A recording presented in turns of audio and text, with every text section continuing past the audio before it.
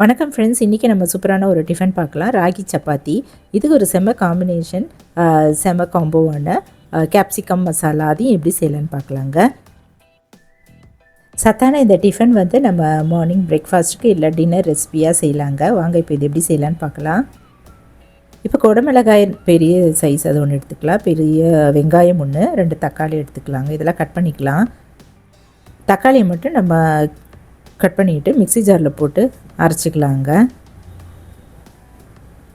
இந்த போல் நல்லா அரைச்சி எடுத்து வச்சுருவோம். இப்போ இதுக்கு மசாலா எப்படி செய்யலான்னு பார்ப்போம். அடுப்பில் ஒரு சின்ன பேன் வச்சுட்டு 2-3 டீஸ்பூன் ஆயில் ஊற்றிட்டு 1/2 டீஸ்பூன் ஜீரகம் போட்டு வறுத்துட்டு கட் பண்ண வெங்காயம் போட்டு நல்லா கலர் சேஞ்ச் ஆகிற வரைக்கும் வதக்கிக்கலாம்.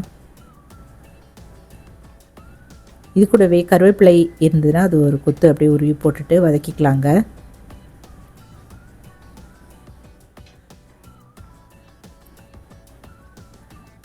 இப்போ இதில் ஒரு டீஸ்பூன் அளவு ஜிஞ்சர் கார்லிக் பேஸ்ட், இஞ்சி பூண்டு விழுது சேர்த்துட்டு பச்சை வாசனை போக வதக்கிட்டு நம்ம அரைச்சி வச்சுருந்த தக்காளி விழுது இதில் சேர்த்துக்கலாங்க.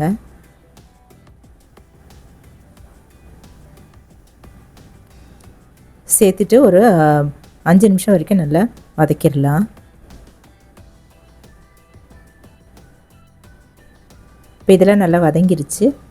இப்போ இதில் 1/4 டீஸ்பூன் மஞ்சத்தூள், 1 டீஸ்பூன் தனியாத்தூள், 1 டீஸ்பூன் தனி மிளகாய் தூள்லாம் சேர்த்து நல்லா கலந்துட்டு வதக்கிட்டு மூடி வச்சுருவோம். இது நல்லா 5 நிமிஷம் நல்லா வேகட்டுங்க. நல்லா சுருளை வெந்ததும் மசாலாவுக்கு தேவையான உப்பு 1 டீஸ்பூன் அளவு சேர்த்துக்கலாம்.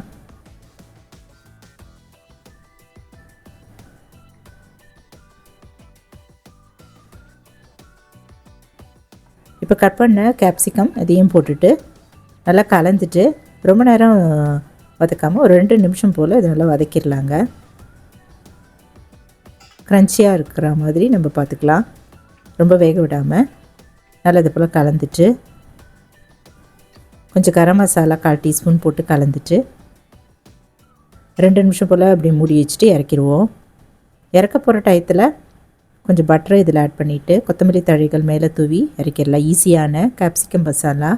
சப்பாத்தி, பூரி எல்லாத்துக்குமே இது சைட் டிஷ் சூப்பராக இருக்குங்க. இந்த போல் நம்ம செஞ்சிடலாம். இறக்கி வச்சுருவோம். இப்போது நம்ம ராகி சப்பாத்தி செய்ய 1 கப் அளவு ராகி மாவு ஒரு பாத்திரத்தில் போட்டு 1/2 கப் அளவு கோதுமை மாவும் சேர்த்துக்கலாம். உப்பு ஒரு 1/2 டீஸ்பூன் சேர்த்துட்டு எல்லா இடமும் உப்பு படுற மாதிரி பிசைஞ்சிட்டு இப்போ கொஞ்சம் கொஞ்சமாக வெந்நீர் ஊற்றி பிசைஞ்சிக்கலாம். சுடு தண்ணி ஊற்றி நல்லா கெட்டியாக பிசைஞ்சிட்டு கடைசியாக 1 டீஸ்பூன் ஆயில் ஊற்றி நல்லா அழுத்த பிசைஞ்சிட்டு மூடி வச்சுருவோம். ஒரு 1/2 மணி நேரம் ஊறட்டும்.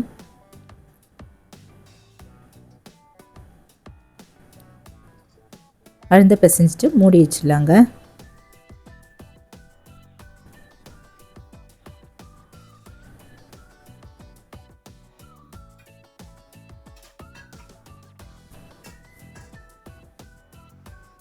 இப்போ இது நல்லா ஊறிடுச்சு. சின்ன சின்ன பால்ஸை நம்ம உருட்டிக்கலாம்.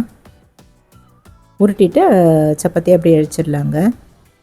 இது ஒட்டுன்றதால நம்ம பேக்கிங் ஷீட் எடுத்துட்டேன். இல்லை பாலித்தீன் ஷீட் இருந்தால் அதுலேயும் நம்ம ஆயில் தடவிட்டு ஒவ்வொரு உருண்டையாக வச்சுட்டு நம்ம அழிச்சிக்கலாம். மாவில் எண்ணெய் தொட்டுட்டு நல்லா மெலிசாக அழிச்சிட்டு அடுப்பில் தோசை தவா போட்டுட்டு ஒன்றா போட்டு சுட்டு எடுத்துடலாங்க. எண்ணெய் கொஞ்சமாக ஊற்றிட்டு ஒவ்வொரு சப்பாத்திக்கெலாம் போட்டு நம்ம 2 பக்கமும் பிரட்டி போட்டு கொஞ்சமாக ஆயில் ஊற்றிட்டு சுட்டு எடுக்கலாம். நல்ல சத்தான கால்சியம் சத்து நிறைந்த கேழ்வரகு சப்பாத்தி இது போல் செய்யலாங்க. கூடவே செம காம்போவான கேப்சிகம் மசாலா, குடமிளகாய் மசாலாவும் சூப்பராக இது போல் செஞ்சு பாருங்கள். நைட் டின்னருக்கும் நல்லா சூப்பராக இருக்கும். மார்னிங் பிரேக்ஃபாஸ்ட்டுக்கும் அருமையாக இருக்குங்க.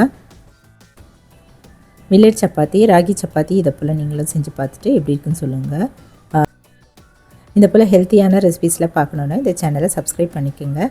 லைக் பண்ணுங்கள், ஷேர் பண்ணுங்கள், கமெண்ட் பண்ணுங்கள். தேங்க்ஸ் ஃபார் வாட்சிங். நன்றி, வணக்கம். நம்ம அடுத்த வீடியோவில் பார்க்கலாம்.